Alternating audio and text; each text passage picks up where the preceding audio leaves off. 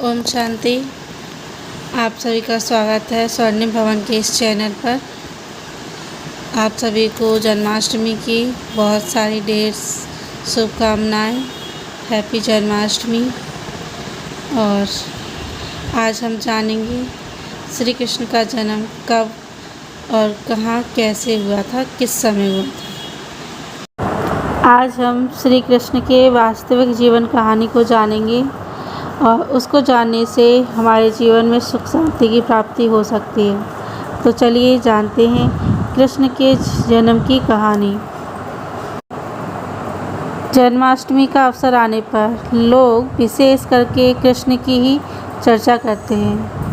हर वर्ष जन्माष्टमी मनाते हैं। श्री कृष्ण की पूजा करना और भजन कीर्तन आदि करने के बाद भी मनुष्य के जीवन में वातावरण में भला सुख शांति क्यों नहीं आ पाती है। भारत में श्री कृष्ण के अनगिनत मंदिर हैं, अनगिनत भक्त हैं। यहाँ पर हर घर में श्री कृष्ण के चित्र लगे रहते हैं। तब भी यहाँ श्री कृष्ण के दिव्यता की छाप मनुष्य के मन पर क्यों नहीं होती है।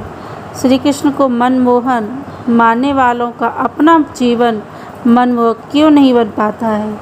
तो अवश्य ही श्री कृष्ण के बारे में लोगों की कुछ अलग धारणाएं हैं। उनके मन में ज्ञान की चर्चा की कुछ कमी है।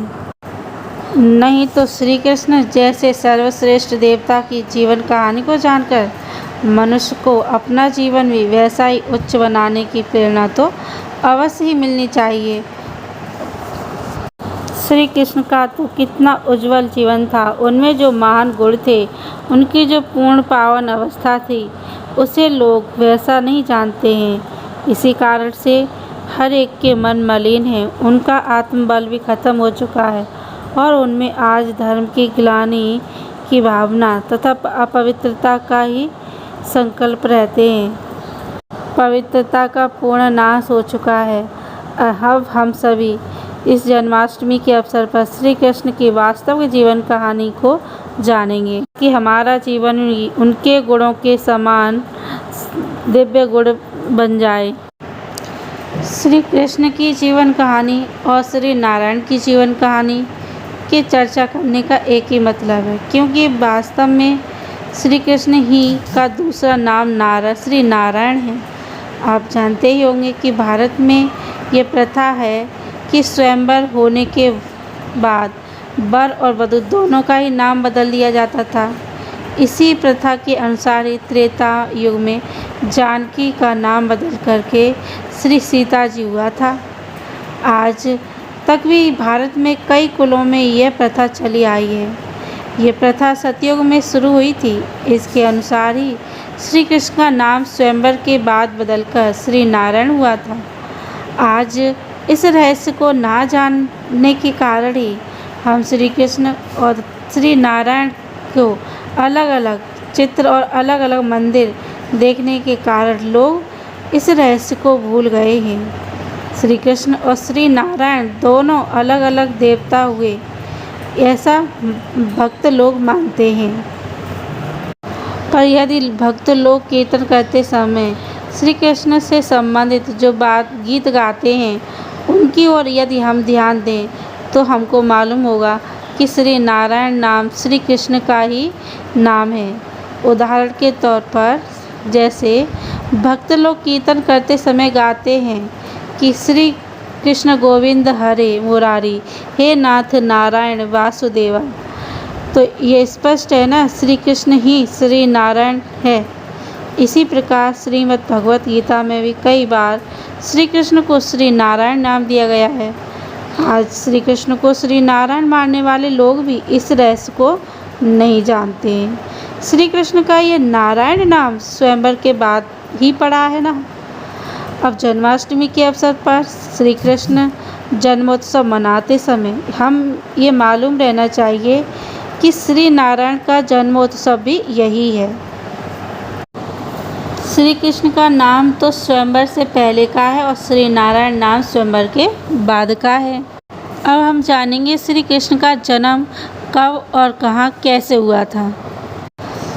श्री कृष्ण के जन्म की जो कथा लिखी है वह बड़ी ही विचित्र और बड़ी ही मनुष्य को संदेह में डालने वाली है। उसको सुनने के बाद विचारवान मनुष्य लोगों के मन में कई प्रश्न उठते हैं जिनका समाधान कोई भी पंडित विद्वान नहीं कर पाता है। वह कथा कुछ इस प्रकार है। कृष्ण का जन्म द्वापर युग के अंत के समय में बताया गया है और उसके लिए ये कहानी है कि कंस अपनी चचेरी बहन देवकी को विवाह के बाद उसे विदा करने जा रहा था कि रास्ते में ही एक आकाशवाणी ने कंस से कहा कि देवकी का 8वां पुत्र तुझे मारेगा। ये बड़ी वाणी सुनते ही कंस तलवार लेकर देवकी को मारने के लिए तैयार हो गया, परंतु देवकी के पति वासुदेव ने उसे वचन दिया कि देवकी के जो भी संतान होगी उसे उत्पन्न होते ही वह कंस को दे दिया करेगा। फिर जब देवकी को पहला पुत्र हुआ तब उसे वासुदेव स्वयं कंस के पास ले गए। कंस ने पहले तो उसे लौटा दिया। फिर नारद जी ने उसे समझाया कि देवकी का कोई भी पुत्र आदि अंत या बीच से गिनने पर 8वां कहा जा सकता है। तो इससे कंस ने उसे पत्थर पर पटक कर मार डाला। इस प्रकार कंस ने 6 पुत्रों को मार डाला। देवकी के 7वें गर्भ में शेषनाग आए। भगवान की आज्ञा से योग माया ने देवकी के इस 7वें गर्भ को खींचकर वासुदेव की रानी रोहिणी, जो कि गोकुल में नंद के पास रहती थी, उनके गर्भ में स्थापित कर दिया। फिर देवकी के 8वें पुत्र के रूप में स्वयं श्री कृष्ण प्रकट होने वाले थे। जेल में कंस ने देवकी और वासुदेव को बंद कर रखा था। वह विष्णु का चतुर्भुज अलंकारों सहित प्रकट हुए। देवकी ने प्रार्थना करते हुए उनसे कहा कि भगवान आप बालक बन जाएं, और विष्णु जी ने बालक का रूप धारण कर लिया। वसुदेव को उन्होंने आज्ञा दी कि मुझे गोकुल में नंद जी के घर पहुंचा दिया जाए और वहां जसोदा जी के जो आज ही कन्या हुई है वह मेरी योगमाया है, उसे यहाँ ले आना। तब इस प्रकार वासुदेव नवजात श्री कृष्ण को लेकर जाने लगे तो उनकी हथकड़ियाँ बेड़ियाँ स्वतः ही खुल गईं। जेल के फाटक भी खुल गए। योगमाया ने पहरेदारों को गहरी नींद में सुला दिया। मार्ग में जमुना जी ने बाढ़ आई, परंतु उसने भी वासुदेव को रास्ता दे दिया। शेषनाग अपने पंखों रूपी छत्र से बालकृष्ण को वर्षा से सुरक्षित करता रहा। वहाँ भी यशोदा जी नींद में थी और वासुदेव ने श्री कृष्ण को योग माया की जगह सुला दिया और योग माया को उठाकर ले आए। तो वापस आ चुकने के बाद हथकड़ियाँ और बेड़ियाँ स्वतः ही उनके हाथों और पाँव में पड़ गईं और फाटक स्वतः ही बंद हो गए। जब पहरेदार उस कन्या योगमाया के रोने की आवाज़ सुनकर जागे तो उन्होंने तुरंत ही कंस को इस जन्म की सूचना दी। कंस ने कन्या को देवकी से छीनकर पत्थर पर पटकना चाहा, किंतु उसके हाथ से कन्या छूटकर आकाश में चली गई और अष्टभुजा वाली देवी का रूप धारण करके कंस से यह कहने लगी कि तेरा मारने वाला तो कहीं उत्पन्न हो गया। यह सोचकर कंस को बड़ा दुख हुआ और उसने सभी नवजात बालकों को मारने के लिए राक्षसों को नियुक्त कर दिया।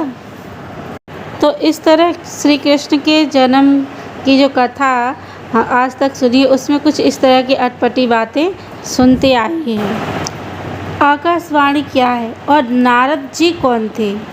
उदाहरण के तौर पर आप सबसे पहले आकाशवाणी की बात को समझेंगे कि आकाशवाणी क्या होती है।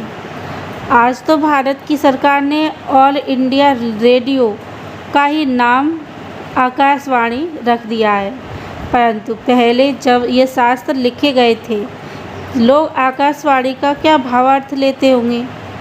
आकाश तो रिक्त स्थान का नाम है और वाणी की तरंगें सदा खाली जगह में ही चल सकती हैं।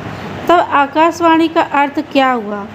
आकाश कोई तत्व या सूक्ष्म देवता तो है नहीं कि वह कोई वाणी बोल सकता है, और आकाश नाम किसी चैतन्य प्राणी का तो है नहीं। फिर वाणी तो कानों के द्वारा सुनी जा सकती है और मुख के द्वारा बोली जा सकती है। यदि कोई व्यक्ति कहे कि आकाश में स्वयं भगवान जो शब्द बोले वही आकाशवाणी है, तो यह भी तो गलत होगा, क्योंकि अव्यक्त सत्ता कोई व्यक्त वाणी नहीं बोल सकती कि जिसे कान सुन सकें। जबकि आकाशवाणी नाम की ऐसी कोई चीज़ है ही नहीं, तो जन्म कथा का प्रारंभ ही सूखी रेत की नींव पर हुआ। आकाशवाणी ये क्यों कहेगी कि देवकी का पुत्र तुझे मारेगा? यह तो व्यर्थ है। किसी को हिंसा के लिए उत्तेजित करना है। उसको कंस तो प्यार प्रेम से देवकी को छोड़ने जा रहा था। उसे मित्र से शत्रु बनाने का काम क्या किसी देवता या ईश्वर की वाणी का हो सकता है? दूसरी बात, कंस तो सदैव वसुदेव के पहले पुत्र को वो नहीं मार रहे थे, परंतु अब नारद जी ने कौन सी ऐसी अटपटी बात कह दी कि शुरू या बीच से गिरने पर भी देवकी के किसी भी पुत्र को आठवां पुत्र माना जा सकता है।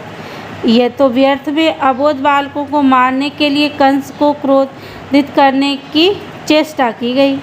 भला बीच से गिरने पर किसी बालक को आठवां क्यों माना जा सकता है? तो ऐसी बुरी चाल चलने वाला यह नारद कौन था?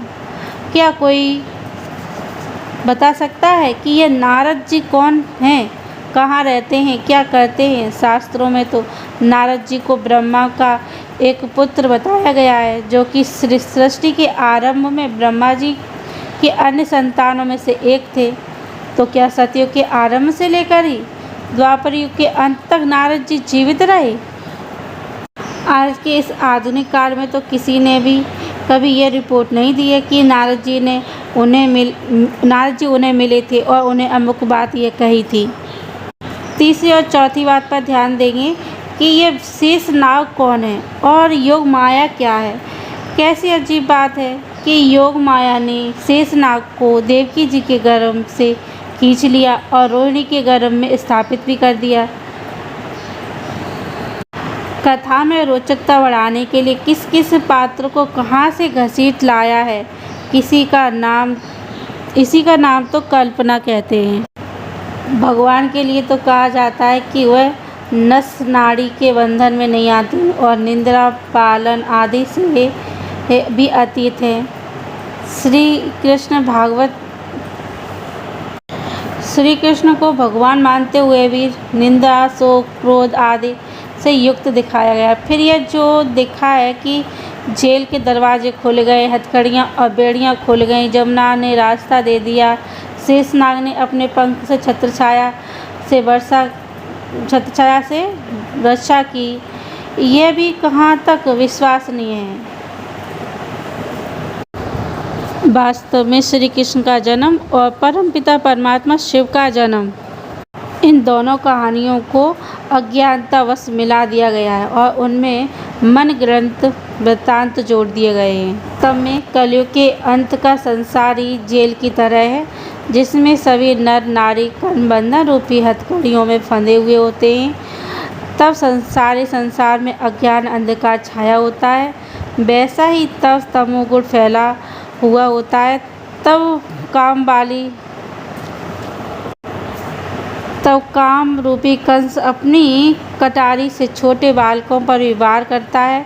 तब गीता के अशरीरी भगवत ज्योति स्वरूप शिव एक साधारण एवं वृद्ध मनुष्य की काया में दिव्य प्रवेश करते हैं और उस द्वारा गीता का ज्ञान तथा सहज राजयोग की शिक्षा देते हैं।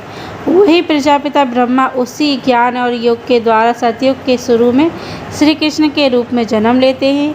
श्री कृष्ण के जन्म के समय उनके माता पिता को चतुर्भुज का साक्षात्कार इसलिए होता है ताकि उनके माता पिता को यह ज्ञात हो कि स्वयं विष्णु के साकार रूप उनके गर्भ में जन्म ले रहे हैं।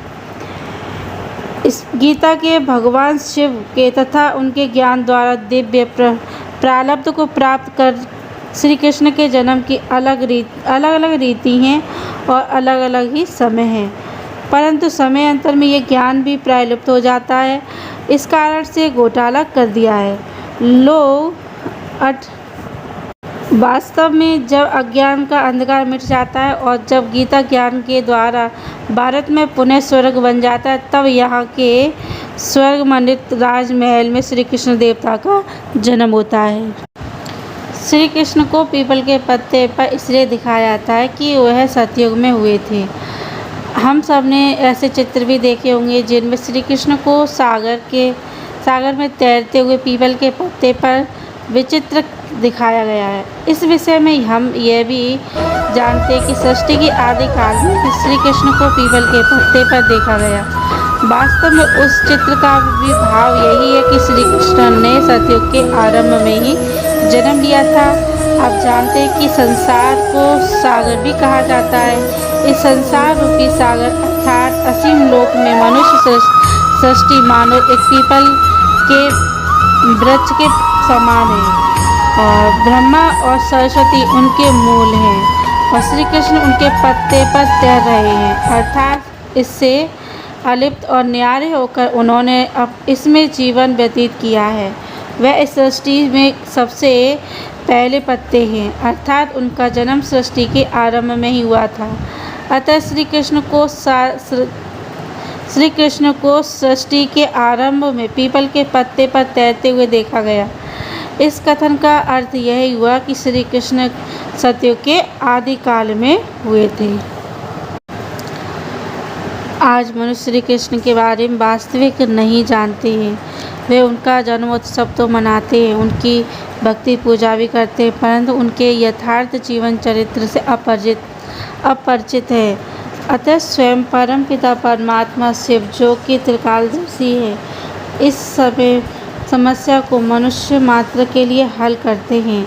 उन्हीं परम पिता परमात्मा शिव ने बताया कि वास्तव में श्री कृष्ण सतयुग के आरंभ में हुए थे और यहाँ जमुना के किनारे ही उनका अत्यंत सुखपूर्वक चक्रवर्ती स्वराज्य था।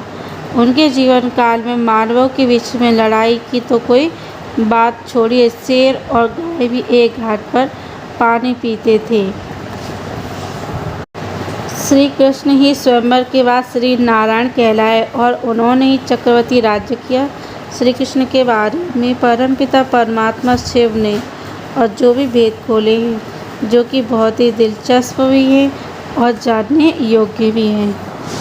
तो आपको हमारा ये वीडियो कैसा लगा, आप हमें कमेंट में ज़रूर बताएं और हम आपके लिए ऐसे ही और भी वीडियो बनाते रहेंगे।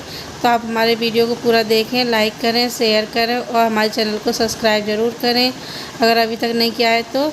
और फिर मिलते हैं एक और वीडियो के साथ, तब तक के लिए ओम शांति।